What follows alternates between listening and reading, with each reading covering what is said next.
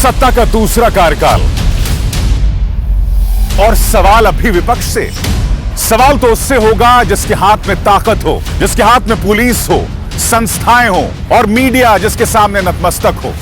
सवाल तो उससे होगा ना। हम लेकर आए खबरों का एक ऐसा शो जिसमें सवाल होंगे सीधे, बेलाग और बेबाक उनसे जो सवालों से बचते हैं, जिनके हाथ में ताकत है। बेबाक सिर्फ द लाइव टीवी पर।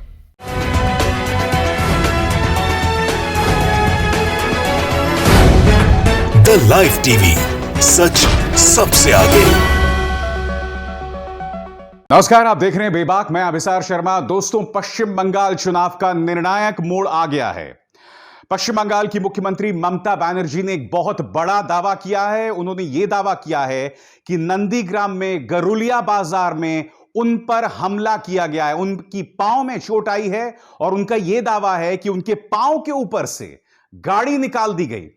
जी हां, सबसे पहले मैं चाहूंगा कि आप ममता बनर्जी के इस बयान को सुने, इस पूरे बयान को सुने और फिर इसको लेकर क्या सियासत हो रही है और भारतीय जनता पार्टी ने कैसे अपने पांव पर कुल्हाड़ी मार दी है, वो मैं आपको बतलाने वाला हूं। देखिए ममता बनर्जी किस तरह से तकलीफ में है, किस तरह से दर्द में है और अपनी बात रख रहे हैं। मैं आपको बता दूं, यह नंदीग्राम में हुआ है। ममता बनर्जी एक बड़ा दावा कर रही हैं कि जब वो गई थी तो ना उनके साथ स्थानीय पुलिस थी और ना उनके साथ अर्धसैनिक बल थे।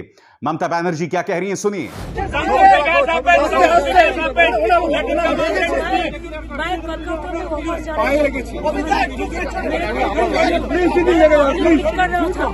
कोई पुलिस नहीं था, एक भी पुलिस नहीं था। हमारा पुलिस दीदी 4-5 आदमी नहीं था। मैं गाड़ी को इधर में खड़ा होकर 4-5 आदमी मेरे को गाड़ी पूरा बंद कर दिया और उनको पूरा चोट हो गया। देखो कितना पुल। कहाँ आपको चोट लगी है दीदी? पूरा पुल गया। ओके, दीदी क्या कलकत्ता वापस जाएंगे? अभी बहुत दर्द हो रहा है, अभी जोर। और ये कहाँ पे हुआ दीदी? एग्जैक्ट जगह कौन सी है दीदी? बरोलिया बाजार में। और कितने लोग थे? पब्लिक बहुत थे, पब्लिक का बात नहीं है। 4-5 दीदी आपने 4-5। और कहाँ का चोट लगा आपको? कहाँ का चोट लगा? पैर में?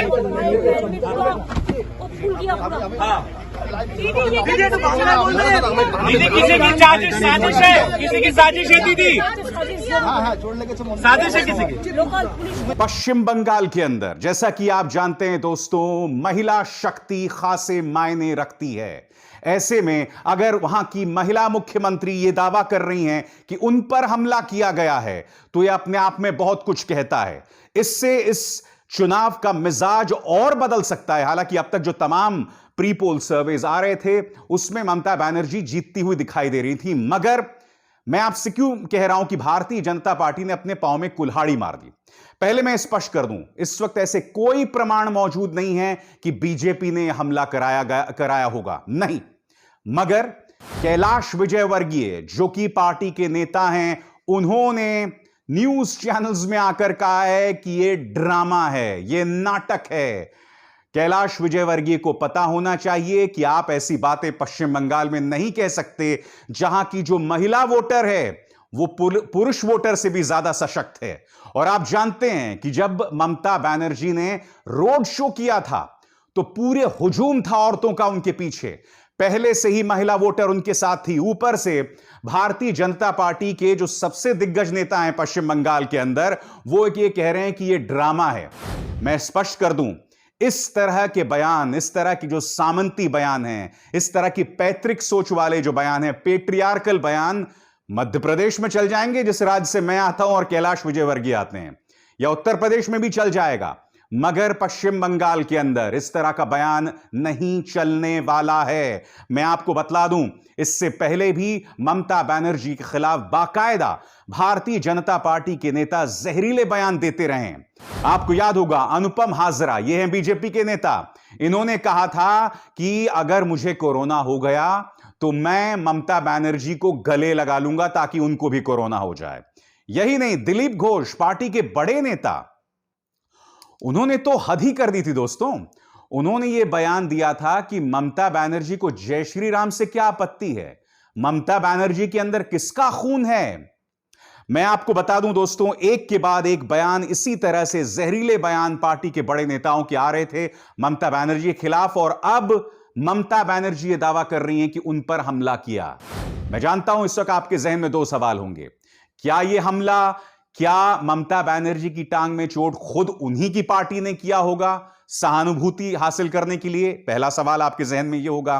दूसरा सवाल यह होगा कि भारतीय जनता पार्टी इस निर्णायक मोड़ पर ऐसा कैसे कर सकती है? ये तो पांव पे कुल्हाड़ी मारने वाली बात है। मैं आपको स्पष्ट कर चुका हूं, पांव पे कुल्हाड़ी कैलाश विजयवर्गीय मार चुके हैं, ये कहकर कि उन्होंने ड्रामा किया था।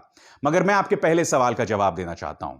मैं स्पष्ट कर दूं दोस्तों, इस वक्त मेरे पास कोई प्रमाण मौजूद नहीं है कि इसके पीछे बीजेपी है, और हो सकता है आप में से कई लोगों के जहन में यह हो कि बीजेपी इस तरह की आत्महत्या नहीं कर सकती है कि वो इस तरह से जो है चुनावों में ममता पर हमला करके पूरा जो सहानुभूति है उनकी तरफ उसकी दिशा कर दे। मगर आपको एक बात पर गौर करना पड़ेगा, ममता बनर्जी बुजुर्ग नेता हैं, इतना बड़ा खतरा वो भी नहीं मोल सकती, उनकी पार्टी का कोई नेता नहीं मोल सकता, क्योंकि अगर उन पर हमला कराया गया और अगर थोड़ा इधर उधर बात हो जाए तो आप जानते हैं इसकी कितनी भारी कीमत चुकानी पड़ सकती है ममता बनर्जी और उनकी पार्टी को। लिहाजा यह हमला तृणमूल कांग्रेस ने ही करवाया होगा, यह नहीं कहा जा सकता। दूसरी तरफ लोगों के जहन में सवाल होगा कि क्या बीजेपी ने करवाया?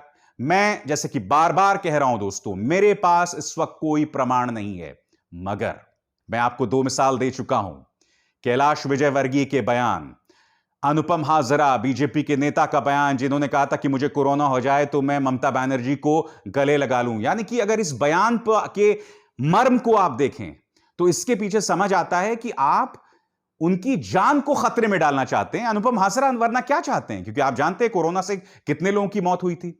और यह कहना एक महिला को, जैसा कि दिलीप घोष ने कहा था कि आपके अंदर किसका खून है, जबकि ममता बनर्जी ने कभी भी जय श्री राम के नारे पर जो है उन्होंने कभी आपत्ति दर्ज नहीं की। उल्टा मैं आपको अब एक वीडियो दिखाने वाला हूं जिसके अंदर आप देख सकते हैं कि ममता बनर्जी बाकायदा मंत्रोच्चारण कर रही, यह बतलाने के लिए कि मुझसे बड़ा कोई हिंदू नहीं है। सुनिए ममता बनर्जी कैसे बोलती हैं।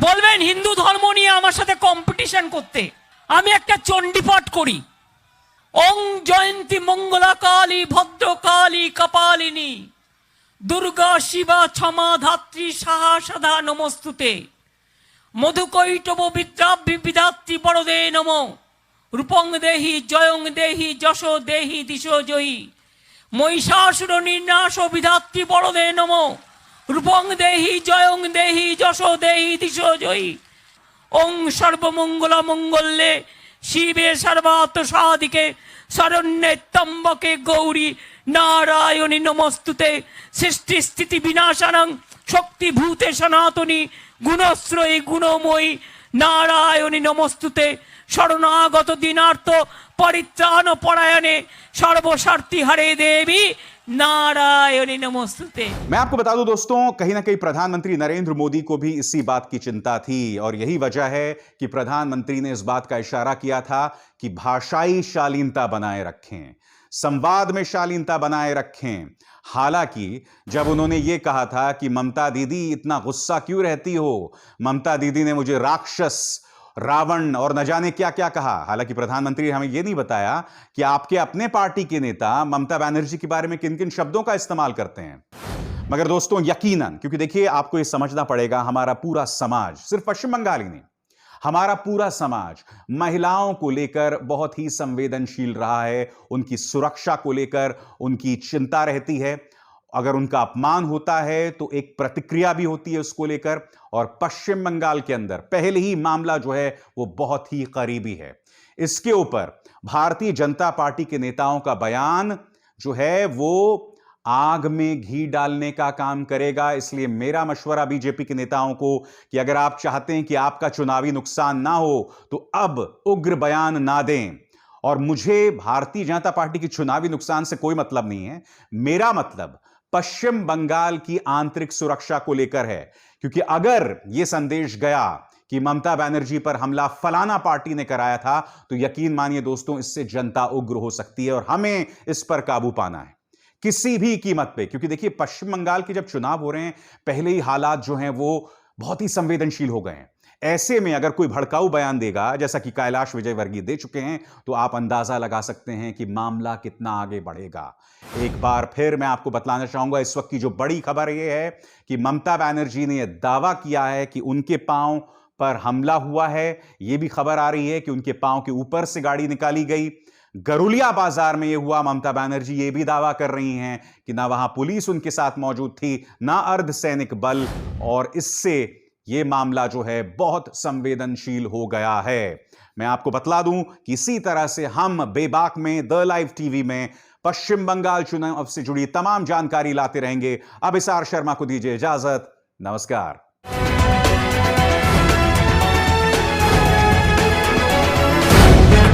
द लाइव टीवी, सच सबसे आगे।